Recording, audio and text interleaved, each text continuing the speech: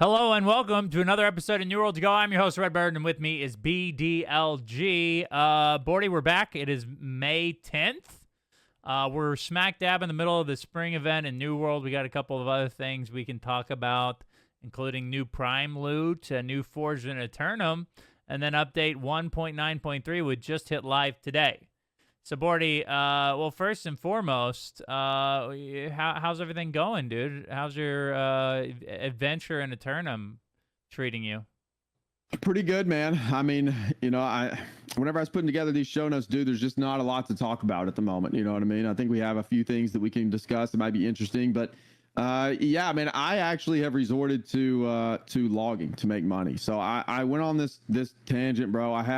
I hit gold cap, and then I spent a lot of money getting into like some BIS gear for this update, some elemental aversion gear. I crafted a few PvP sets and a few PvE sets and spent, I don't know, probably 600,000-700,000 gold. And so then I was broke, much like you are, I think, crafting blunderbusses. So now I'm on this adventure to see if you can make money logging or not. Why? I don't know.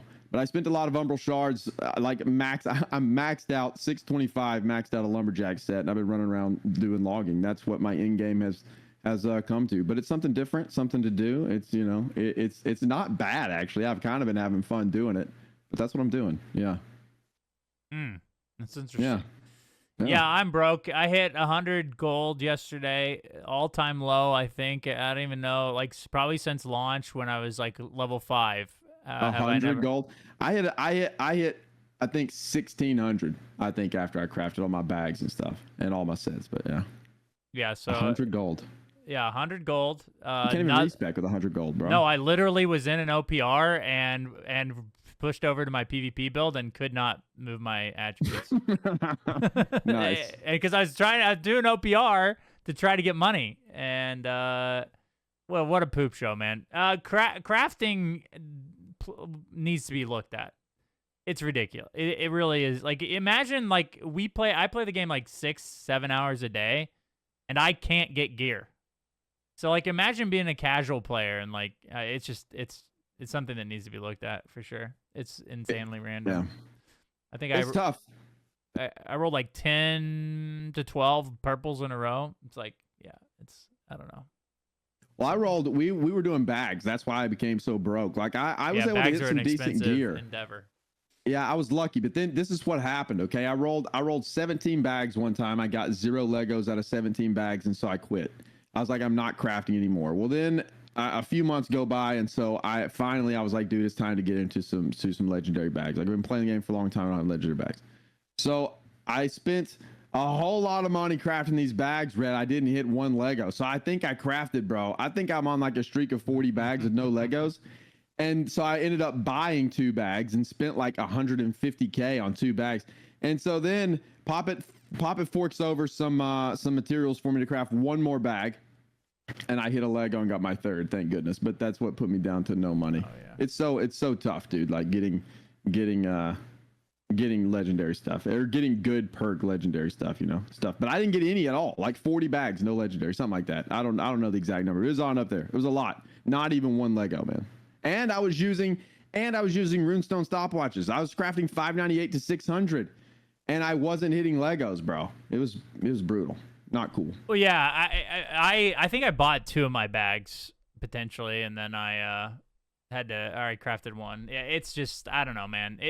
There is a certain element of fun there, but after a certain period of time, the fun goes away, and then it's just pain and suffering. I know I've probably told this story way too many times, but I'm like 850K deep on a blunderbuss, and I still only have a 2 perk blunderbuss. It's ridiculous. Are you still trying to roll that same? No, I blunderbuss quit, bro. I'm done. Fluff it. I'm not getting one ever. It won't be crafted by me, that's for sure. I literally just basically was trying to craft like good, decent gear for this patch with the pattern, the green pattern from the event, and I couldn't get anything. I haven't gotten one thing yet, so it sucks. Interesting. Yeah. It does suck, man. I'm in the same boat. But now, bro, from logging, dude, from primarily logging, I'm already back up to 80K. No joke, dude. No joke. In 2 days. Sounds painful, though. I'm already back up there. But how much of your sanity have you lost cutting Not logs? Not much because I'll go into OPR. Like, I'll log for, like, I'll do it in, like, a session. I'll pop all my buffs and I'll log until those buffs wear out. Then I'll do, like, an M10 or 2, or I'll go jump into OPRs or arenas or do something else. Then I'll come back, pop my buffs again, log until those are gone, and then rinse and repeat. So I don't have that many sessions of logging. It's not like I'm sitting there logging for 8 hours on, without doing anything else. So it's not bad, and it breaks it up, and I'm making money, bro. Like, I'm already back up to 80K, no joke. It's crazy. But I say that like I don't know if logging is going to be that lucrative or not. I'm not sure. We're still working it out, still testing. I'll tell you what makes me angry though. I have never seen such competition over a particular resource like I have over Weirdwood.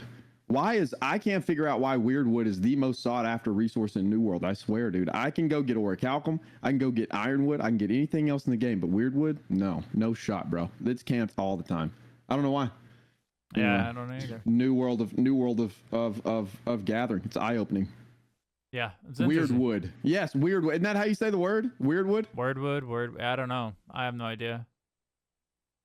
No idea. Yeah, no idea. Harry just he just sounds things out to himself in chat all the time, and don't worry about it. He may not even, I think he's helping himself learn English at this point. So we got tons of news, and then obviously a main topic. So let's hop right in here. New Prime Gaming loot is available until June 5th. Make sure you go claim that. Obviously, if you have a Twitch Prime account or if you have an Amazon Prime account and it's linked to your Twitch account, you can get some goodies for New World. Make sure to go claim those. Bordy, of course, we can't go one podcast without having like 15 Forge and Aeternum videos to discuss. Today, there's only one. Today there's only one. I watched this one, interestingly enough. You watched out of all the Forge and Aeternum. This is the one you decided to watch. I think it was because I was eating lunch and I didn't, you know what I mean? I was just like, well, fluff it. That's the only thing I can watch today. So I watched it. It was exactly what I expected and exactly why I typically don't watch them. Well, that's not a great one to watch though, man. Like that one is for me, I enjoy them, but that one was most definitely like a behind the scenes like sneak peek of like what they do. There was no like substance to speak of there. You know what I mean? Like you gotta like the behind the scenes stuff to like that one. That was just a bad one to pick, bro. Well, that's fine. No, I don't act like they're all good either, because I think most of them are like this. Here's the problem. I think that the content was okay. I understand that and I've said this. I've made this argument for New World before because everybody's saying like they shouldn't have launched till now, KEKW or whatever. But basically, the argument comes down to you've got to launch at some point. Like obviously, they'll just continue to add more and more things to the game. But at some point, it has to launch. You're not a WoW guy, but most WoW players know why Classic started like 10 patches deep or whatever. It's because typically a game, you know what I mean? You have to launch a game and you don't really find out a lot about what needs to be improved or changed in a game until like a bunch of people are playing the game. So like I got the general premise of the video, but it's just, I don't know, man. I wonder why they feel the need to put them out. Maybe they feel pressure from the community or something. What do you think? I think they're just trying to be transparent with things that are going on behind the scenes. I think those are just questions that are commonly asked. Like, I'm sure they see it all the time too. Like, well, New World's too early. Why did you release this? Why did they release this with all these bugs in there? Why did they release this with these problems in there or whatever? And I think they just want to explain like the process behind these decisions, and then that way the players can't say, well, why? And you can go watch the video and you can see exactly why.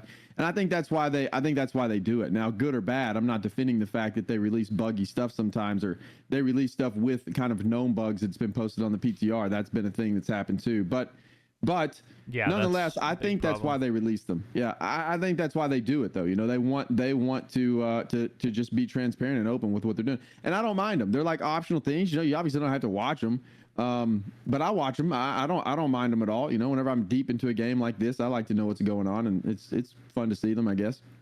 Yeah, that was the topic that came up in chat during the video. is releasing, like, it's one thing to launch the game. It's another thing to like put something on the PTR, have it tested by players, and then release it without fixing some of the issues that were found by the players. Yeah, I think they're just two separate things. They kind of got both of those things got touched on in the video, but yeah. The second one, I don't think there's not many excuses for things like that happening, particularly. But I understand like the feature creep, and each time they release like a spring event or a big patch, I understand like wanting to fit in new features into those, and you have to cut those off at some point. But polishing the features that you decide to put in the game to the live client is a whole nother story, and I don't think there can be a case made for pushing that out. You know what I mean? It's like you gotta fix the bugs before you get them out, in my opinion. But well, it's a big game-breaking bug for sure, man, and I think that has happened a couple times. But who knows? It is what it is, I guess. Hopefully, they'll continue to learn and do better moving forward. It's all that's all we can say, I guess. Yeah, for sure. Last but not least, update 1.9.3 came out today, is live. Bordy, why don't you break down what exactly came out with the new update? Yeah, man, there's some interesting stuff in here. I haven't tested this yet because I honestly didn't do any of the Springtide Bloom events today, but they added a Heart Rune charge to the Wispy Wasp Swarm. I'm assuming that the Heart Rune charge means that whenever you get hit by the bees, it charges your Heart Rune. I didn't know what the heck that meant, and then somebody had brought that up to me, and they're like, that's probably what it means. So I would assume that's what it is. They also just kind of buffed that event a little bit more. You can now get 4 Springtide Jingle coin bags a day instead of 3. So just kind of making it a little bit easier. They adjusted some quests and fixed some bugs for quests, I think. And then the really important things, I think, were I didn't know you could bring powder kegs into the open world from Outpost Rush. Apparently that was a bug, and they fixed that. Didn't know that was a thing. What? I don't know if you could use the powder kegs or not, or if you just bring them in the open world. I'm not sure, but that was happening. And then this was a big one for me, Red. I was very happy about this change because I don't know about you, but something that makes me really mad about New World's PvE in comparison to other games' PvE are the phantom hitboxes. It drives me nuts. I cannot stand it whenever I am standing somewhere and I am clearly out of range of something. This happened today whenever I was running M10s, and it's just like, I'm nowhere near the boss. I'm nowhere near where I'm supposed to be. I'm out of the way of all of the mechanics, and I get hit by something. It's like, bro, why does that? And that happens a lot in New World, and you just don't know. There's some sort of desync. Well, yeah, I agree. The hitboxes probably aren't as accurate as they could be, but there's also like a weird desync thing that happens. There's most definitely. It happens that's a in performance PvP thing too. for sure. Shockwave is like one of the most annoying abilities in PvP because of that reason. There's like some desync with your character and like where when the ability casts, and I'm sure it's like a combination of things, but yeah, I know what you're saying. There's just a weird. It's irritating, but I think the desync issue, that's like a performance issue different from this. But this one I thought was a good change nonetheless. In the Imperium Forge, when Commander Merrick's is dropping those balls, and if you are outside of the red circle, you'll still get hit. You know what I mean? Like you have to be off the platform basically. Yeah. So, most MMOs or most games, if you're outside of the red circle, you're safe. Well, not for that particular fight, and for other things in New World, it can be said the same. But they added another ring around the initial ring. So now there's like 2 red rings. There's like an outer ring to show you, like you got to be all the way out of that ring. It's just another indicator to show you that you're not going to get hit by the ball. Why? So that you'll know. Why isn't the initial ring the same size? I don't know, but they're displaying a secondary ring. I don't know why it's a secondary ring. I guess it's a they called it an impact of a shockwave. I don't know, man. I'm just glad they added it because I don't like the fact that if I'm outside of the ring, I still get hit, which now I know the mechanics. I don't get hit by those balls now, but it's like still that should have been added in the beginning, I think. You should have the entire hitbox of where a player is going to get hit with that red ring, or either don't add red rings in the game at all. Like, why have them if they're not going to be something that shows where the player is going to get hit? That's the whole point of having that mechanic. So nonetheless, I'm happy they added that. It's a great change in my opinion. That should be in the game now. I haven't ran Forge since because it's not mutated, so I don't have any reason to run it. But nonetheless, that's there. I'm looking forward to seeing how that works next time we get to run it. So that's in the game. They also added. This was an interesting one too. They adjusted flame cores, man. I did not know that flame cores had a 100% chance to drop from the elite chests. Did you? I thought it was much lower than that. But it did. They nerfed that down to 75%. Then they nerfed the regular chest down to 10%. This is a good change, though. They made you know how the Flame Core Forge. Have you ever used it? A couple times, yeah. It cost 10 Flame Cores, or it did. That's too expensive, yeah. It's only 3 now. So only 3 Flame Cores. You can now cast six casted or craft 6 cast a day out of there. So I think Can that's we get a really refund on previous purchases? Because I'm pretty Doubtful. sure Yeah, I spent like 100 in there trying to do my season pass stuff. And then but then this is also really good too. They improved the quality of the items generated from those casts. They now removed all the PvP perks and the resistance perks from those items. So now whenever you roll an item, you're gonna likely get a decent PvE perk gear. Now your attributes still I think might be screwed up, but at least they removed those perks. That's a good change too. So lots of good changes coming in there, man. I think this is a pretty good patch so far. And then the season pass. This one is very interesting too. There's a ton of stuff here. I don't know if we want to go through all of these. I probably won't. But within the season pass, man, they just essentially, in a nutshell, they're making the season pass a whole lot easier to complete some of these tasks. Like way, way, way easier to complete some of these tasks. For example, like you know how you have to win 100 outpost rushes in the challenge? It's down to 30. You only have to win 30 now. Yeah. The serial killer one, the open world kills, it went from 500 to 100. So it got nerfed like super hard. And there's a lot of other ones like that got nerfed really, really hard too. So overall, I think for the normal, like everyday player, those are probably going to be really good changes. Because I don't think like a casual player or somebody that's playing the game very, kind of off and on or whatever, even for 3 months, is ever going to complete those. Yeah, it's brutal. I was that low. I was like hard stuck at like level 50 on my pass just because I wasn't trying to complete them. I just assumed like if I play the game, I'm gonna get progress, but it wasn't happening for a while there, and because most of those were like unachievable for the most part. So it's good that they changed them. Yeah, they adjust them. They also gave more things, like more activities. You can kill enemies in like basically in most of the elite areas. You can go kill enemies there too. So I think the more things you can do there, the better probably. But those were all of the really big fixes, man. That's pretty much what the patch is. Just made the season pass a whole lot easier. They made nerfed the amount of cores it takes to use the forge. And then added a ring for Empyrean Forge and now you won't get hit if you're outside of the ring. Yeah, that's it. That's pretty much it. One of to the point of the Forge thing, and this goes back as like a callback to the crafting discussion, is like, can we just put if they put resilient in the ward pool and made it to where if you rolled resilient on gear, you couldn't get like a Angry Earth ward or something, that would improve crafting tremendously. I have no idea. Like, if they're going to get rid of it, great. But if they're not going to get rid of it, at least put them in the same pool to where it's impossible to roll them both. Because it's literally a garbage piece of gear if you get both of them. So it's like, yeah. I don't know why that happened. Like, it's one of those things that bothers me quite a bit. Because it's like, if you play the game, you understand that you don't want those two perks on the same piece of gear. So it's like, I wish they would figure that out, because they did something like that, or they changed something like that before, and I'd like to see them push forward with like making gear like make more sense, not getting the same thing on the same piece of set. Yeah, I hope they do. I mean, gearing in New World is definitely weird, and you get a lot of like unusable gear. Like, you just get mounds of gear that you're just going to scrap, because you do have things like that have weird perk combinations on there that you would never use. But indestructible I think overall, as a whole is just terrible. Yeah. Yeah, I think overall it comes from their initial vision to make these two game modes not only coexist but complement one another. They wanted to mesh them together somehow, and it just doesn't work, man. Like, players are going to min-max their gear.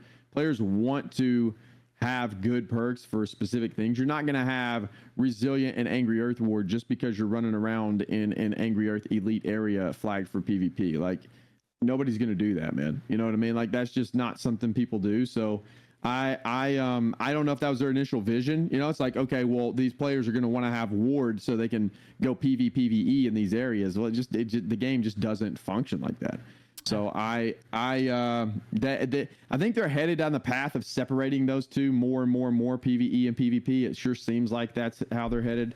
Might just take them a long time to get there, but I think that is probably the direction they should head at this point. Yeah, and there's there's big small things that they could do that would make giant steps in that direction, and one of those I think is just making putting those things in the same perk pool would make it crafting a lot more enjoyable. That is for sure. All right, so that's kind of it for the news. Let's hop over. We covered this. We went into this a little bit at the beginning of the podcast, but we're just kind of, other than lumberjacking, what have you been doing in New World since last podcast? I mean, the same old, M10s, OPRs. That's about it, man. And then trying to make money. I mean, that's really it. Crafting bags. Nothing. It's. I don't know. I kind of hit a wall. You know what I mean? I don't know about you, but it's just you kind of hit a wall after so long. And that's kind of the problem with New World right now, I think. Well, yeah, the game's still new, relatively to most MMOs. It takes a while to build up enough content or enough game loops to kind of keep people interested in the game and to keep them to where you could play consistently at like 2 or 3 hours a day and still have something to do every time you log in. I think that's the goal for most MMOs is capturing that casual audience or that middle audience, the core audience that can log in and play, 2 to 3 hours a day and still have something to do and a reason to log in. The only thing that New World really offers in that category is like wars, and that's kind of we've talked about that ad nauseum. It's kind of a gated system, so. Yeah, I mean, I'm in the same boat. I just basically run the OPRs and M10s.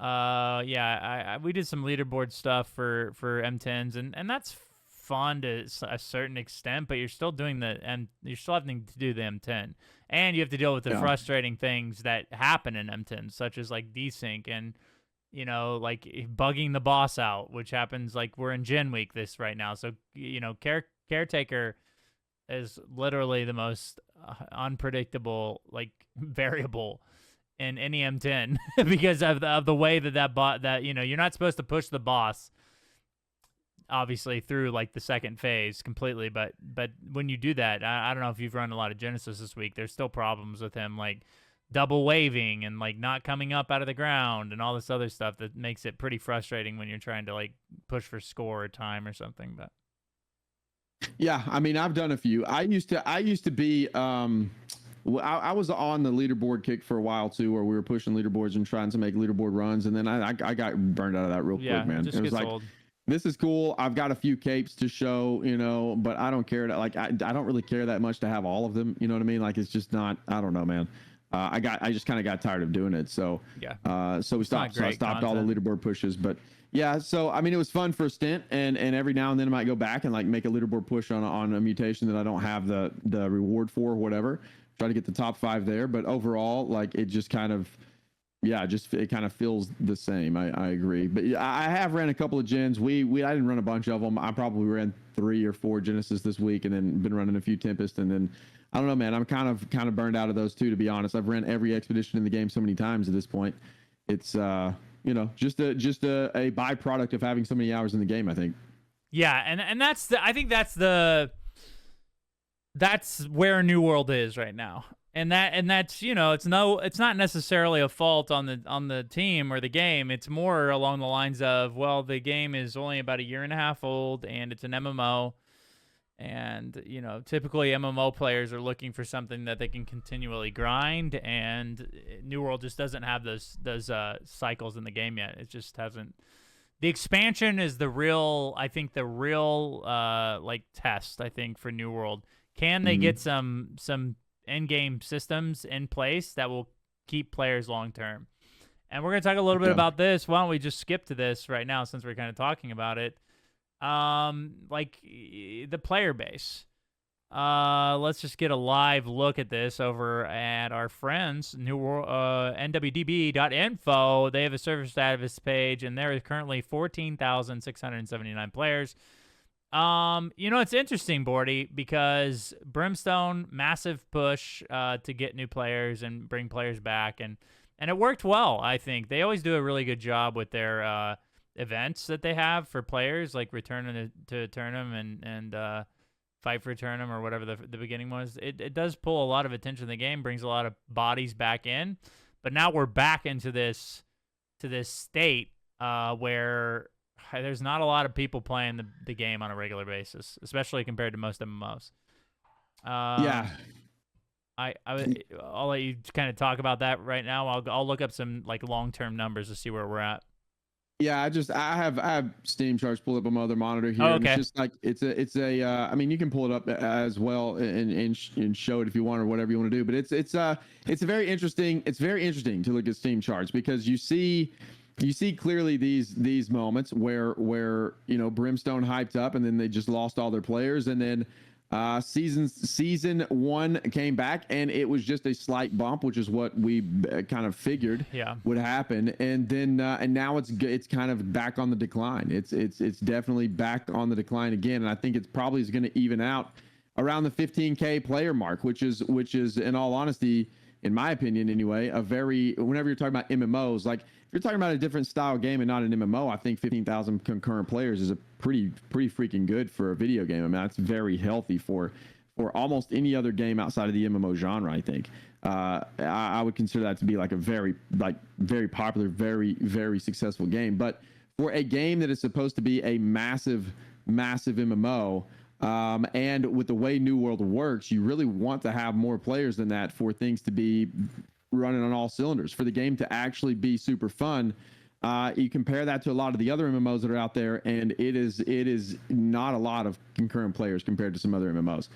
And I think, the problem is like, that's the problem New World has, is they can bring new players back because I think they have really good marketing power, like Brimstone Sands and some other things that they add content to the game. They have the power to bring players back, but they really, really lack the ability to maintain those players.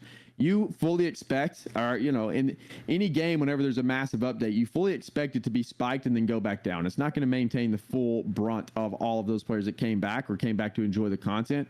However, I think New World is very extreme. It goes up and then it just completely crashes, and it's because I think people are experiencing the same things we experience, Red, in the games. You get to this point, and then there's not a good loop to keep you like logging in or wanting to come back and play the game over and over and over. And to me, I think that's what we have written in the show notes is like, what in the world, like, what is the problem and why does this happen? And the problem to me seems to be pretty obvious and pretty clear, is like, there is not an in-game loop to keep players engaged. You hit a wall, and then there's only certain things you can do, and those certain things are either time gated or player gated, and there's not like this really good loop to come in and enjoy. You can only run so many OPRs, you know what I mean? You can only run so many arenas. So they need a better end game loop in the game, and in my opinion, that would help solve the problem. Well, without a doubt, yeah, we've discussed this a lot on previous episodes. I think the main thing that New World needs to focus on, right, to retain players is the expansion. Like, they really have to change the game in a way that, not only builds upon the current systems that work, but also like introduces new systems that maybe cater to a larger player base, right? Because we've experienced, or like, obviously been covering MMOs for a long time. New World falls into like the niche PvP category right now. I think most of its in-game systems are centered around PvP, which in MMOs typically is not a good idea. If you're looking to capture a large player base, right? It's going to niche you down to a certain group of people that isn't very large, most games that, like other MMOs that include PvP, are more PvE centric, and then they also have like good PvP, right? And so that kind of that's why I think games like Guild Wars 2 or Elder Scrolls Online or World of Warcraft have excelled at MMO PvP. It's because they also like have a really good they really have a good base of other content that helps keep like the core player base around of MMOs. And I think until they figure that out, until they figure that system out that keeps those players around and keeps them playing, I think New World will be a small game. Like, it'll be like more of a niche MMO than an actual like massively multiplayer game. Yeah, I agree. I couldn't agree more. I think they're stuck in the niche category of probably a maximum of 12 to 15,000 concurrent players, like on average for months at a time until there's a big update. And then whenever that big update comes in, it will spike, and then it's just going to go back down and settle back down into that niche area if something drastic isn't changed. I view New World almost as like a kind of an ESO situation. ESO was a dying game. I'm not saying New World is dying. I don't necessarily think New World is dying. I just think it is very much niche. But ESO was pretty much dying, and they made a complete 180 and then released the one Tamriel update, and that completely saved the game. And then the game absolutely blew up. And the game blew up because they made content that was otherwise like kind of inaccessible to players. They made content accessible to everyone and allowed everyone to play in that content. And that's where New World falls short. That's where New World fails very miserably, is that their content could be great, but they don't let the masses participate. And that's not a recipe for success for an MMO. It's just not. ESO made that shift and then it blew up. And I think New World drastically needs some sort of update that's like if they want the game to blow up, New World, they may be happy where it is, man. I mean, to be honest, like they may be perfectly fine with it being 15,000 concurrent players and then people coming back for the updates and it's spiking and then they go away and they buy the season pass and that's how they monetize it forever. And they may be perfectly fine with that.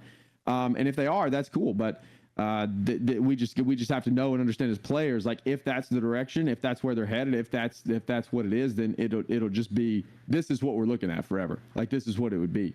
If they make drastic changes, kind of like an ESO 180 with one Tamriel, I think New World could blow up and be like a massive MMO, just like some of these other MMOs on the market. I think it could be a real contender still.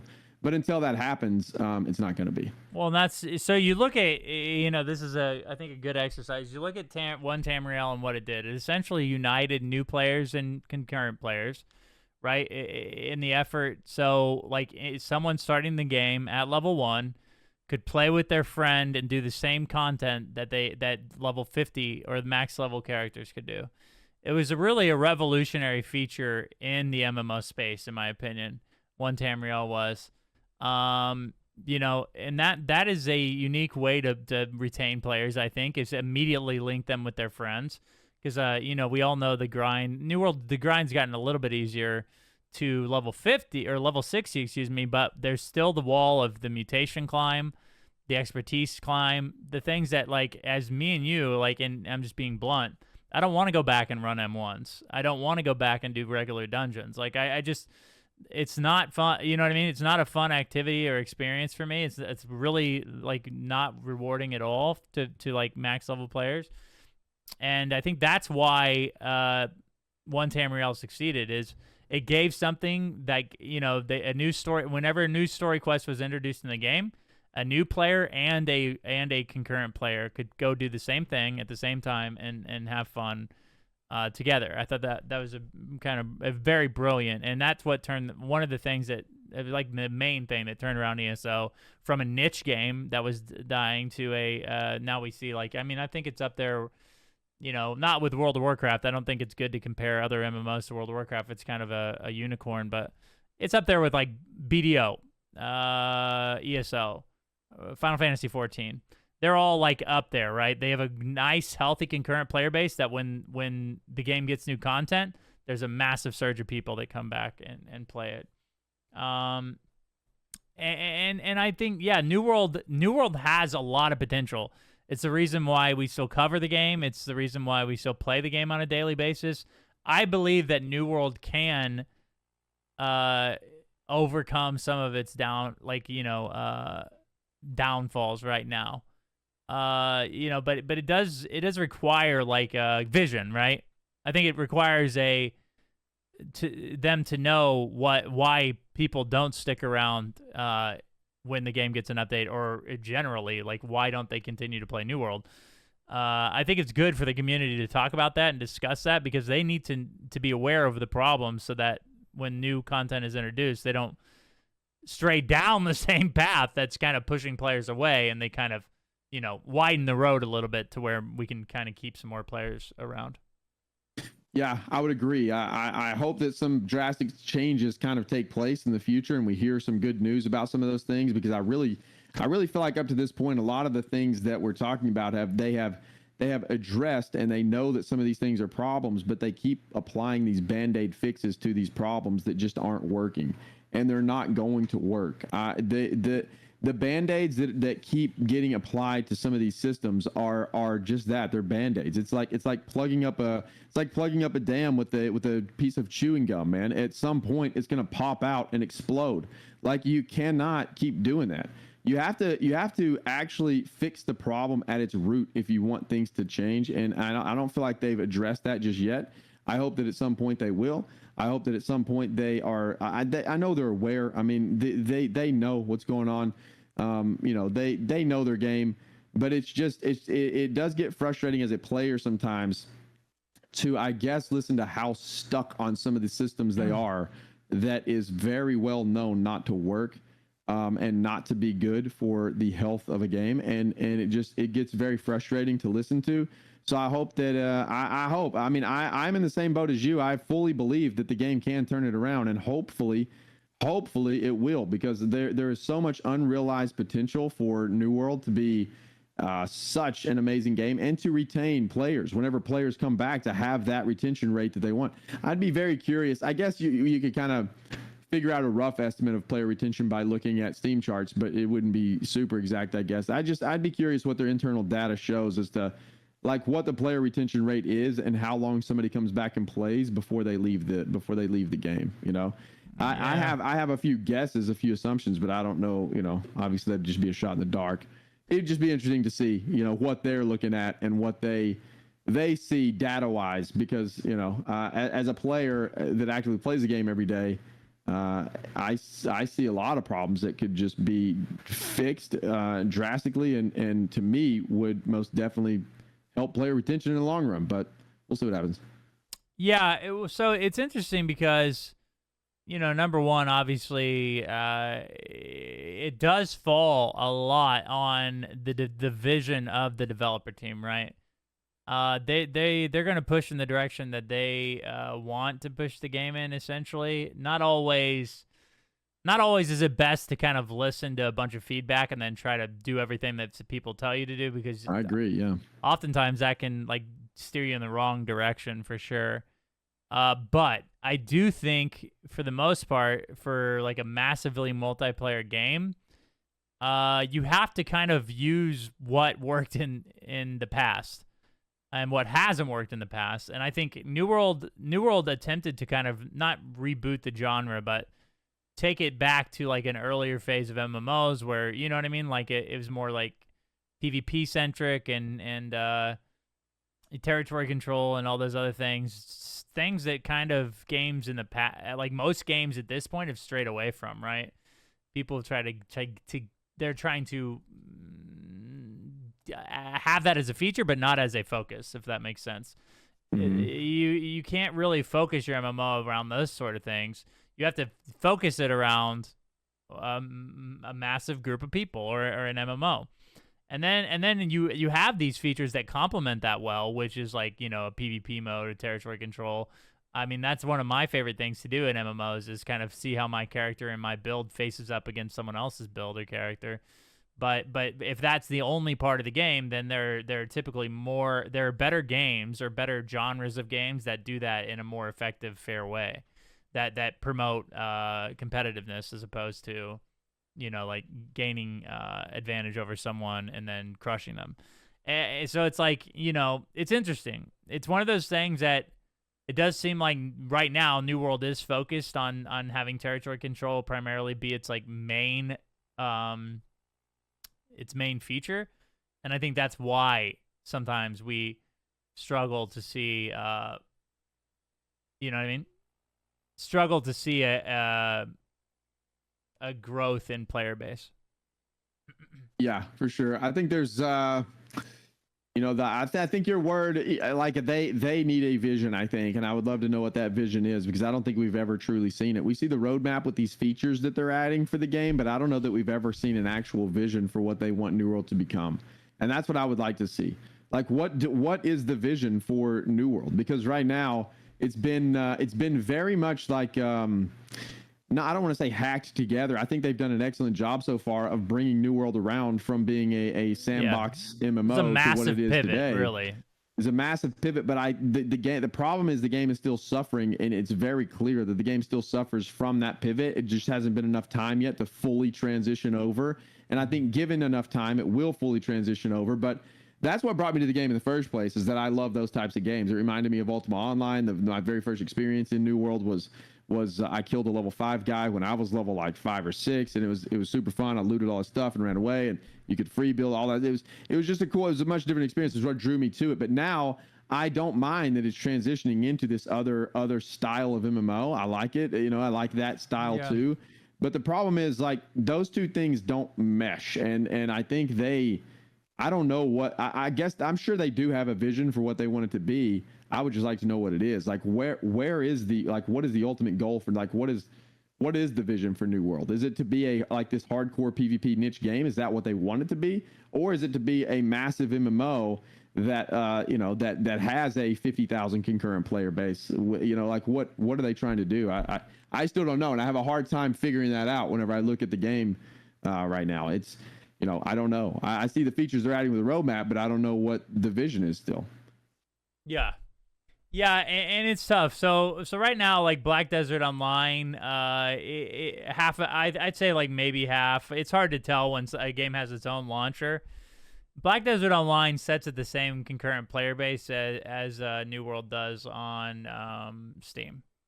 So and that's an old MMO with it's with an old MMO, and to be honest, Black Desert is a niche MMO as well, for the most part. Yeah, because it's there's a lot of like grindy, interesting aspects to the game that doesn't necessarily open itself up to other players.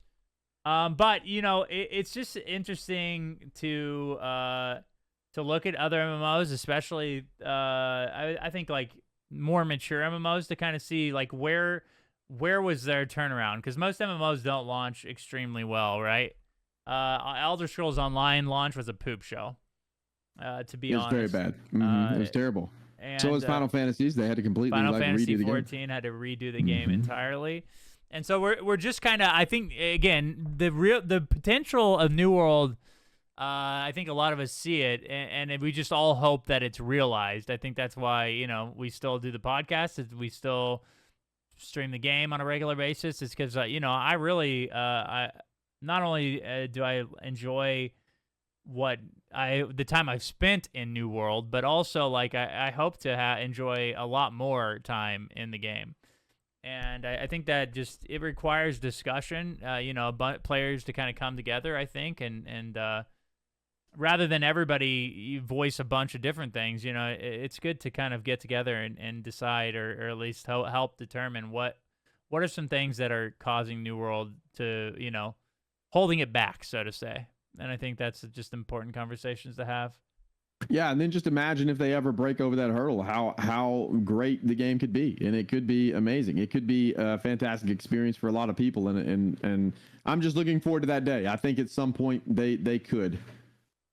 Yes, for sure. Okay, so interestingly, this is the last thing I think we have. It's just like they finally did shut down the forums. Now it's in the Discord. Have you noticed any changes in the way, like, you consume New World information, or? I have. I don't like it, man, at all. I'll just be honest. I don't like the change to the forums. It sucks to me. Like, I did, or changed from the forums. I did use the forums and went there on, like, almost a daily basis, and it was very easy to find the information I was looking for. It was very easy to find topics, and now it's like, bro, I don't know. Navigating Discord it works about as well as I thought it was going to work. Which is not very well. I don't find information over there easily. I have to dig for it too much. It's like it's hidden. It's like I find myself not even looking to care like what the feedback is from the community now, because I can't go over there to look as easy. It's just I don't like it, man. So I mean, I don't think it's going back. I think we're with Discord now forever. I don't think we're getting forums back, but it just I'm I'm not a fan of it, man. I'll be honest. Yeah, I don't know. I don't. You weren't a forum goer where you didn't really look at the forums too much. So it probably didn't affect you much, huh? You probably don't care? Nope. It doesn't bother. Like I'm not looking at Discord either, so it's like it is what it is. I usually, if there's an important announcement, I feel like they put it on their website. I feel like that's still like where I would go to consume information. I'm not trying to, the main things I use for the forums are like for patch notes and stuff, right? I think generally, or if like the dev posted something in there that we you know what I mean, which was usually false, if we're being honest.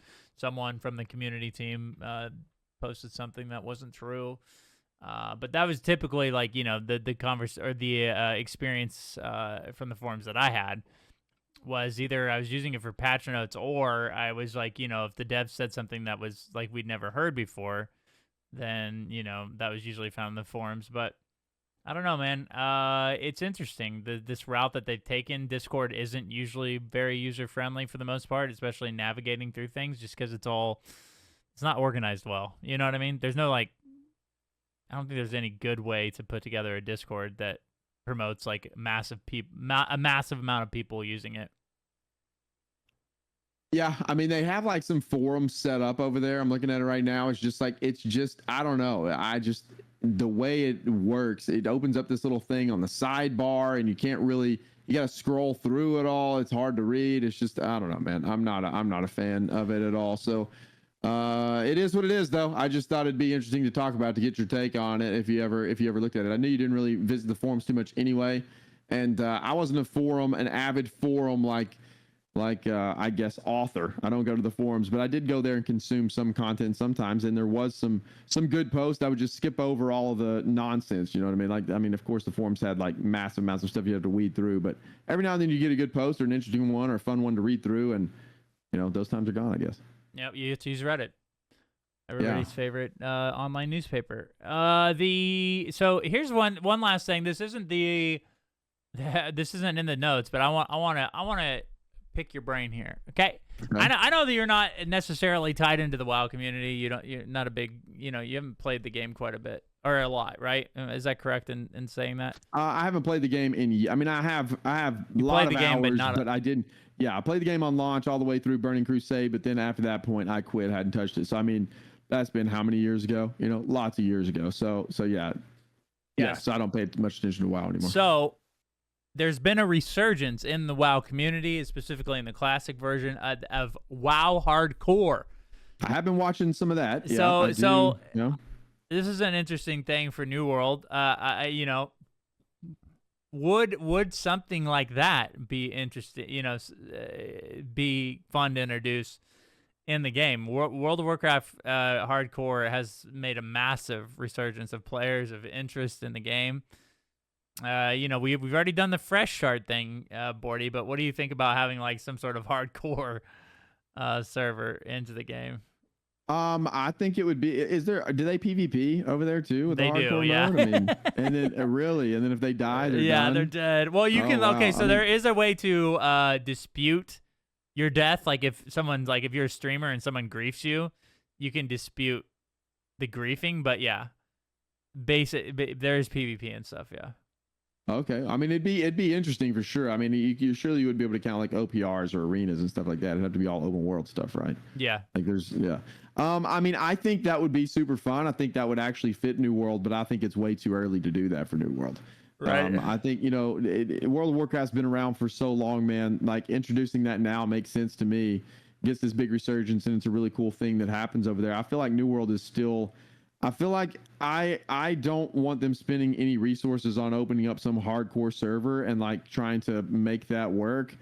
I would rather them fix what's going on with the game and get it in a really good spot before they go down the route of doing any I wouldn't call it gimmicky, but for lack of better term, gimmicky for sure. Like a gimmicky server to get people back. Yeah. I would rather than fix the game and make it good right now, and then whenever the game is in a good spot and it has a very healthy player base and things are running well, and then maybe a few years down the road when you need a little bit of resurgence of players or something fun to do, when you just have all your systems running on go. Right now I feel like they take one step forward, two steps back still sometimes.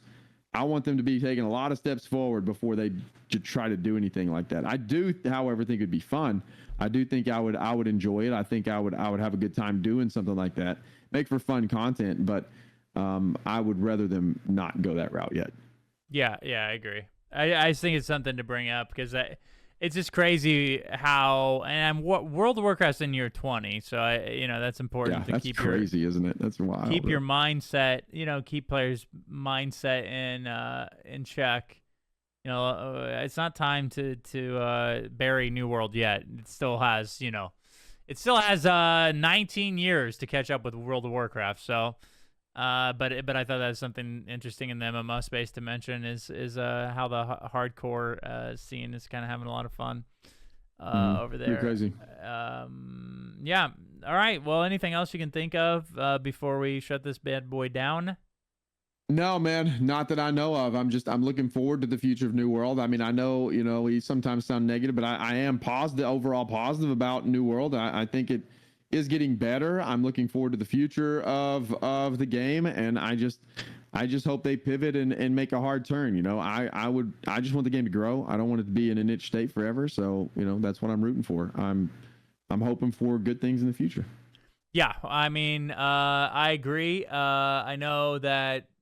I guess we're being realistic sometimes, but at the same time, it can be from a negative aspect, I guess. So, but at the end of the day, I think mainly, it's fun to grow a community in MMO space. New World, we've had an opportunity to do so in New World, and I just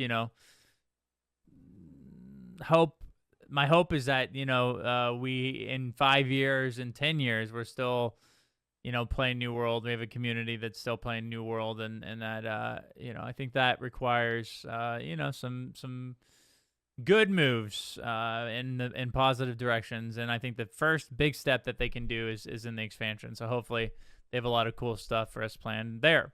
All right, everybody, make sure to check out BDLG's content. You can find them over on twitch.tv/BDLG.